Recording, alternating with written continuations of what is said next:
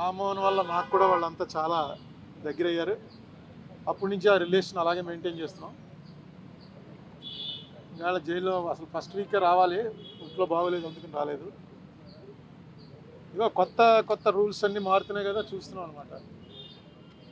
Violence చేసిన వాళ్ళకి, arson చేసిన వాళ్ళకి, కొట్టిన వాళ్ళకి స్టేషన్ బెయిలు, తిట్టిన వాడికి సెంట్రల్ జైలు. ఇది ఒక కొత్త పద్ధతి మారింది. అసలు తిట్టడం అనే దాని మీద కేసు పెట్టచ్చు, విచారణ జరపచ్చు, కానీ సెంట్రల్ జైల్లో వేయటం అనేది 30 చోట్ల నుంచి కంప్లైంట్లు పెట్టడం, ఒక కొత్త వరవడికి శ్రీకారం చుట్టారు చంద్రబాబు నాయుడు గారి ప్రభుత్వం. ఇది ఎట్టుపోతుందో చూడాలి. ఇది మాత్రం ఆరోగ్యకరమైనది కాదు, చాలా టూ మచ్గా వ్యవహరించారు, అందులో ఏం అనుమానాలు లేవు. మిగతా నేను మళ్ళీ ప్రెస్ మీట్ పెడతాను, ప్రెస్ మీట్లో చెప్తాను.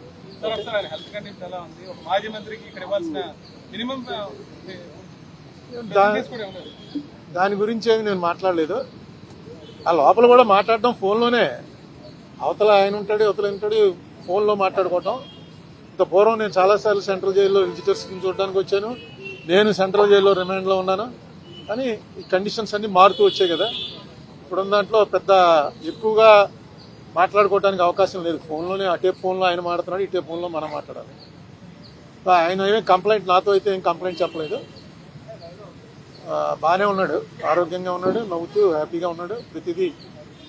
ఎందుకంటే అతను కూడా లాయర్ కదా, అతనికి తెలుసు ఈ కేసు పస ఎంత ఉందో.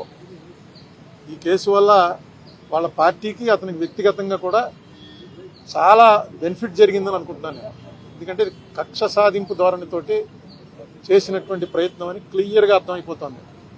కనీసం అక్కడ ఇంటి మీద దాడి చేస్తుంటే 6 గంటల సేపు మనం అందరం చూసాం కదా.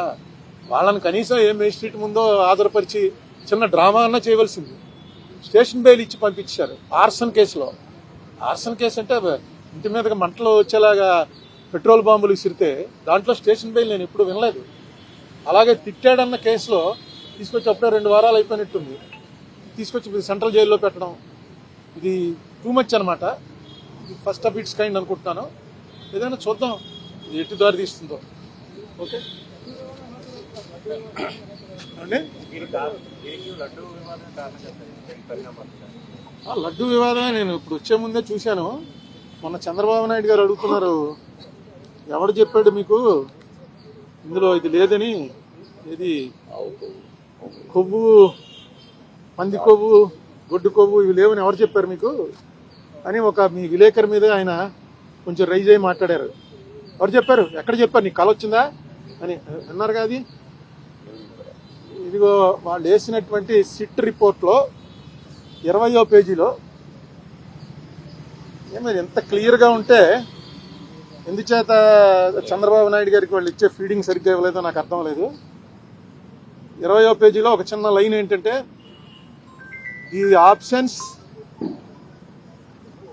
the absence of cholesterol in the samples also suggests that the chances for presence of tallow, lard and fish oil are very low. లేవు అని ఎప్పుడు ఎవరు, వెరీ లో అంటే లేనట్టే లెక్క.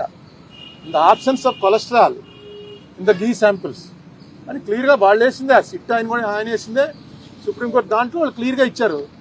అది వీళ్ళు రిలీఫ్ కింద ఫీల్ అవుతున్నారు. ఎందుకంటే వెంకటేశ్వర స్వామి లడ్డూలో ఆవు కొవ్వు, పంది కొవ్వు, చేప నూనె కలిపారు అన్నదే కొంచెం అది చాలామందికి వాంతులు వచ్చే పరిస్థితి అండి. ఎందుకంటే గొడ్డు మాంసం అనేది, మీలో చాలామంది మాంసాహారులు ఉంటారు, కానీ గొడ్డు మాంసం అని అనగానే అసలు ఆ ఐడియా డైజెస్ట్ అవ్వదు. నేను చూశాను చాలామందిని, వాళ్ళు హిందూస్ కూడా కాదు, క్రిస్టియన్స్లో ఫ్రెండ్స్ ఉన్నారు, వాళ్ళని కూడా చూశాను. ఎవడో మేము ఒక ఢిల్లీలోనో ఎక్కడ ఎవరో ఇంటికి వెళ్తే కాలా గోష్ ఖాయేగా క్యా అని అడిగాడు. కాలా గోష్ అంటే అర్థం ఏంట్రా అని నన్ను మావాడు అడిగాడు. అంటే కాలా గోష్ అంటే గేదె మాంసం ఏంటుందిరా, కాలా అంటే గేదె కదా అని చెప్పి, గోష్ అంటే గొడ్డు మాంసం, కాలా గోష్ అన్నాడు. అనేటప్పటికి గొడ్డు మాంసం పెట్టేశాడా అని వామిటింగ్ వచ్చింది వాడికి. అదేంట్రా ఎంతండి, నాకేం రాలేదు నీకు వచ్చింది ఏంటంటే గొడ్డు మాంసం ఎలా పెట్టేస్తాడు రాయుడు అంటే, వాడేమో లేదు తింటారా అని అడిగాను, అంతే తప్ప పెట్టలేదు అని. నాకు అది చూసి ఆశ్చర్యపోయింది. ఇది జరిగి ఎప్పుడే 40 ఏళ్ళు అయింది. అటువంటిది మాటికి ఇందులో గొడ్డు మాంసం కలిగింది, పంది కొవ్వు కలిసింది, చేప కొవ్వు కలిసిందని. వెంకటేశ్వర స్వామి కదా, వెంకటేశ్వర స్వామి అంటే మనకి ఎవరికి గుర్తుండదు ఫస్ట్ ఎప్పుడు చూసామో. ఇప్పుడు కూడా వెంకటేశ్వర స్వామికి ఉన్నటువంటిది ప్రపంచంలో నాకు ఎక్కడా ఉండదు. ఆ రష్ నేను చూసాను, నార్త్ ఇండియన్స్ వచ్చి చూసి ఏంటిది రోజు కుంభమేళ ఇక్కడని. అంత జనం, అంత వెంకటేశ్వర స్వామి అంటే ఆ దాంట్లో అన్నిసార్లు అనకూడదు అసలు. నిజంగా జరిపిన వాళ్ళని శిక్షించడానికి ప్రయారిటీ ఇవ్వాలి. కానీ దీంట్లో నిన్న ఇంకో మాట అన్నాడు ఆయన, నాకు ఆశ్చర్యం వేసింది. ఇది అవినీతి కాదుట, హిందూ మతాన్ని నాశనం చేయటం కోసం పన్నిన కుట్రట. హిందూ మతం నాశనం అవడం, నీ నాశనం అవడానికి చేయగలడా దీన్ని? అది కుట్రండి. ఎవడో తప్పు చేశాడు వాడిని పట్టుకోవాలి. ఇంకా కెమికల్స్ అవి ఉన్నాయంటున్నారు. ఆ కెమికల్స్ కూడా ఆయన ఇచ్చిన కంపారిజన్, మనం టాయిలెట్స్ లో వాడే యాసిడ్లన్నీ తీసుకొచ్చి ఇందులో కలిపారని ఏదో రకంగా ప్రజల్లో ఒక ఎవర్షన్ పుట్టించాలి. తిరుపతి లడ్డు అంటే అంత టేస్ట్ గా తినే వాళ్ళకి ఆ లడ్డు చూడగానే ఇందులో ఏముందోరా బాబు అని అనిపించే భయం కలిగించాలని సీఎం లెవెల్ మనిషి అలా మాట్లాడటం కరెక్టే? నేను సీఎం గారి ఇంటికి వెళ్తే నాకు కప్పులో టీ ఇచ్చారు. ఆ కప్పు పట్టుకుని ఇది ఏంటనుకుంటున్నారు ఈ మెటల్, ఈ మెటీరియల్ మనం టాయిలెట్స్ లో కమోడ్లు వాడతామే, ఆ కమోడ్ మెటీరియల్ తోటి కప్పు తయారు చేసి కప్పులో ఇచ్చారు. నిజమే, అది కమోడ్తో పోల్చడం ఏంటి? పింగాణితో అనేక రకాలు తయారవుతాయి, కమోడ్తో పోలుస్తారా ఎవడన్నా? నాకు ఎందుకు చాలా ఆశ్చర్యం వేసింది. ఏంటి ఇదేంటి ఇలా మాట్లాడు? సీఎం గారు ఎప్పుడు అంత బ్యాలెన్స్ తప్పి మాట్లాడ్డు. చాలా కాలం నుంచి ఆయన సీఎంగా చూస్తున్నాం కదా, ఎందుకు ఇలా మాట్లాడుతున్నాడు ఏంటి? ఎంత అందులో టాయిలెట్లు కడిగే వాటిని తీసుకొచ్చి కలిపారని. ఇది బ్లాస్ఫమీ అవుతుంది. బ్లాస్ఫమీ అంటే దైవద్రోహం. దయచేసి ఇలాంటి పనులు వద్దు. మీకు రాజకీయంగా ఖర్చు ఉంటే రాజకీయ ఖర్చు తీర్చుకోండి, కేసులు పెట్టండి, మీ చేతిలో పవర్ ఉంది. ఎవరైనా ఇదేంటి వెంకటేశ్వర స్వామి మీద, వెంకటేశ్వర స్వామిని అన్పాపులో, ఎందుకంటే జగన్ క్రిస్టియన్ అనా? జగన్ క్రిస్టియన్ కాబట్టి క్రిస్టియన్స్ అందరూ కూడా వెంకటేశ్వర స్వామికి యాంటీ అయిపోయారా? అప్పుడు ఏ స్ట్రాటజీ మీద వెళ్తారు? బీజేపీ వాళ్ళు కూడా ఇప్పుడు ఇలా మాట్లాడలే. బీజేపీ వాళ్ళు డైరెక్ట్ గా మాది హిందూ పార్టీ అని చెప్పుకున్నా సరే వాళ్ళు కూడా ఇప్పుడు ఈ లెవెల్లో మాట్లాడరు. మరి చంద్రబాబు నాయుడు గారు పునరాలోచించండి, ఇది కరెక్ట్ కాదు. మిగతా చాలా విషయాలు ఉన్నాయి, తర్వాత చెప్తాను. సో అందరికీ నమస్కారం. ఇప్పుడే రాజమండ్రి సెంట్రల్ జైల్లో మన మాజీ మంత్రివర్యులు వైఎస్ఆర్ పార్టీ సీనియర్ నాయకులు అంబటి రాంబాబు గారిని పరామర్శించాం. ఆయన అయితే బయట ఎలాగా హుషారుగా ఉంటారో, ప్రశాంతంగా ఉంటారో, లోపల కూడా అలాగే ఉన్నారు. ఎందుకంటే తప్పు చేయలేదు కాబట్టి ఆయనకి అంత ఆత్మన్యూనతా భావం, ఇన్ఫీరియారిటీగా ఏం లేరు ఆయన. ఇప్పుడే పెద్దలు ఉండవల్లి అరుణ్ కుమార్ గారు చెప్పినట్టుగా ఆయన మీద ఇంటి మీద దాడి చేసి, ఇల్లు తగలబెట్టి, కారులు తగలబెట్టి, వేలాది మంది వీరంగం చేసి అల్లర్లు సృష్టించిన వాళ్ళ మీదేమో కేసులు లేవు. ఆయన ఒక మాట అని మళ్ళీ నేను పశ్చాత్తాపడుతున్నాను అని అంటే ఆయన సెంట్రల్ జైల్లో బంధించారు. పైగా 36 కేసులు ఒకే ఇన్సిడెంట్ మీద నమోదు చేశారు. ఇవి కాకుండా వేరే వేరే కేసులు కూడా ఉన్నాయని చెప్తున్నారు.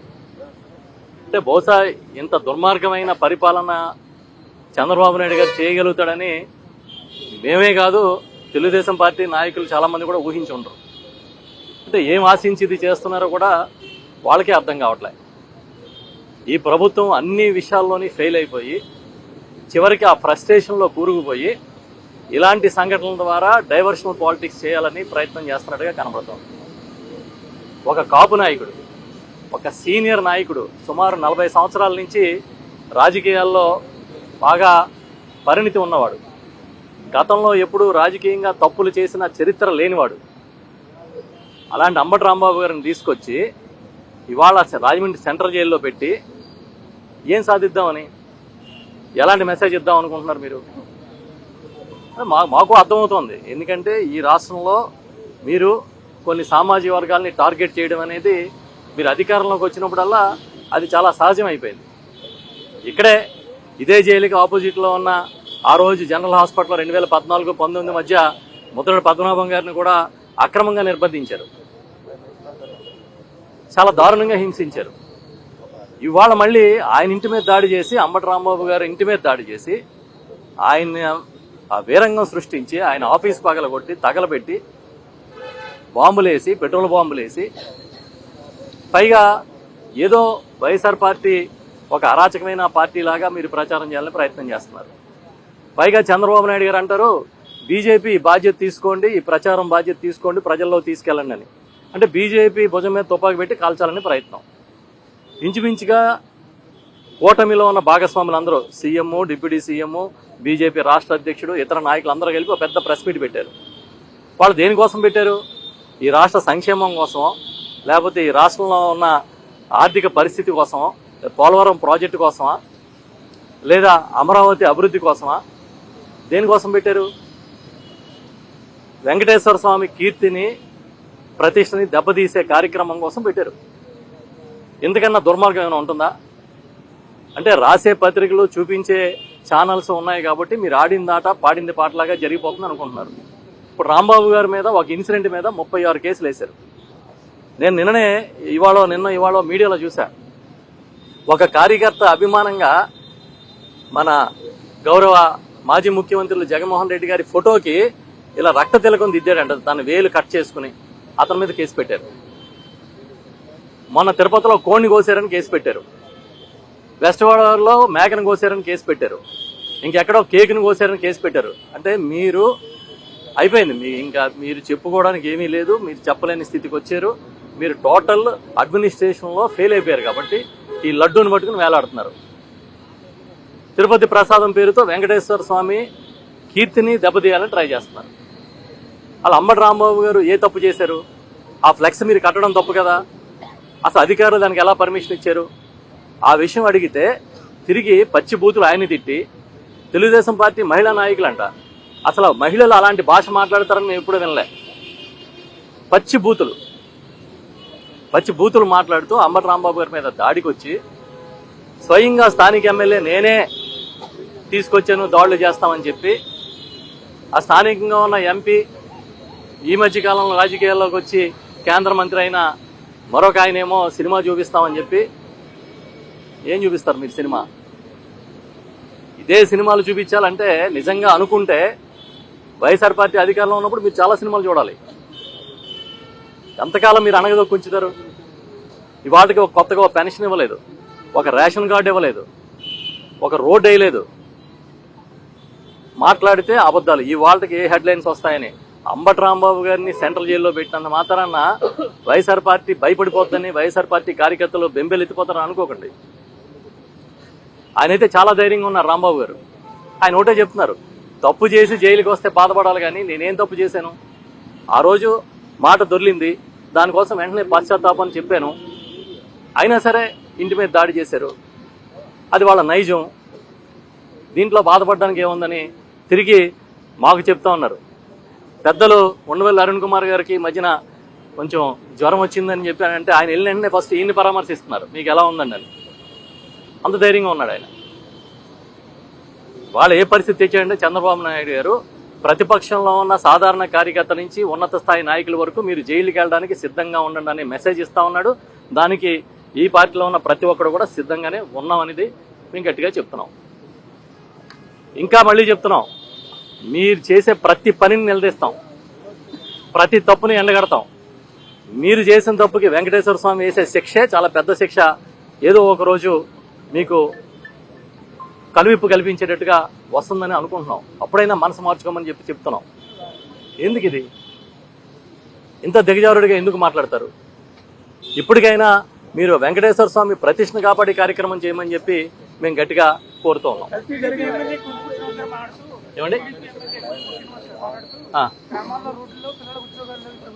అంటే చూశాను సార్, అలాగే సార్ చూశాను. పొడిగలపూడి శ్రీనివాస్ గారు అని ఆయన పెట్టిన ట్వీట్ పల్లె కన్నీరు పెడుతుంది అని పెట్టాడు ఆయన. పల్లె కాదు, పట్టణం కూడా కన్నీరు పెడుతుంది. ఈ రాష్ట్రం మొత్తమే కన్నీరు పెడుతుంది. ఎంత తప్పు జరిగిందా అని పల్లె, పట్టణం, వీధి, వాడ, ఢిల్లీ దగ్గర నుంచి గల్లీ దాకా ప్రతి ఒక్కళ్ళు మాట్లాడుకుంటారు ఇవాళ చంద్రబాబు నాయుడు గారు చేసే దారుణాలని.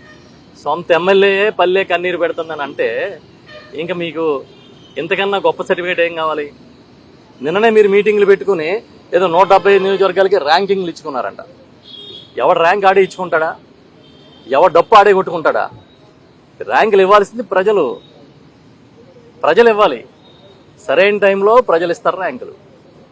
అంతేగాని అంబటి రాంబాబు గారిని జైల్లో పెట్టాం, జోగి రమేష్ గారిని జైల్లో పెట్టాం, లేకపోతే మరొక నాయకుడిని జైలుకి పంపించాం అని రోజు మీరే ఆనందపడి ఇంకా రకరకాల కథనాలు రాసి, అలా సిగ్గున్నవాడు ఎవడైనా బాత్రూమ్ కెమికల్స్ కలిపేరు లడ్డూలు అంటారా? ఓ పని చేయండి, మీరు ఎవరో ఒకళ్ళు బాత్రూమ్ కెమికల్ లడ్డూలు కలుపుకుని తిని ధైర్యం చేయండి. మీ ఆరోగ్యం బాగుంటే మేము కూడా అర్థం చేసుకుంటాం. ఇదేం దరిద్రం? ఇంత దిగజారిపోవడం రాజకీయాల్లో మంచిది కాదనేది గట్టిగా చెప్తాం.